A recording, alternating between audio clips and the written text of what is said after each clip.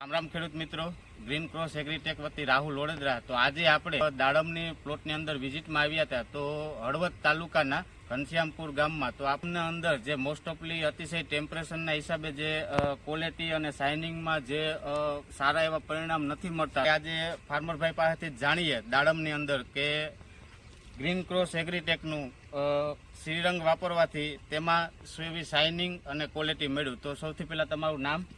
Kantilal Devrajbhai Rajkotiya. Mobile number?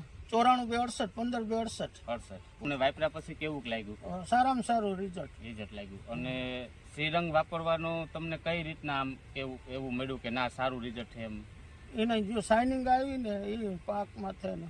હા. અત્યાર સુધીમાં તમે જે પણ જે અધર પ્રોડક્ટ વાપરતા અને આ વર્ષે તમે જે શ્રીરંગનો યુઝ કર્યો દાડમની અંદર, તો તમને કેવું પરિણામ એના કરતા? ફર્સ્ટ ક્લાસ પરિણામ. પહેલી જ વખત શ્રીરંગ વાપર્યું ને હવે એ જ વાપરવાનું. 2 વખત ત્યાં વાપર્યું છે, હજી પાછું ત્રીજો રાઉન્ડ મારવાનો છે. અને આપણે આગળના જે પણ ખેડૂત ભાઈઓના જે દાડમના પ્લોટ છે અને અધર કોઈ પણ પાક છે તેમની અંદર શાઇનિંગ માટે અને ક્વોલિટી માટે તમને કેવું લાગે? સારામાં સારું શ્રીરંગ શાઇનિંગ ને ક્વોલિટી માટે. એક વખત યુઝ કર્યા જેવી પ્રોડક્ટ? એક વખત કન્ટિન્યુ યુઝ કર્યા છે. હા.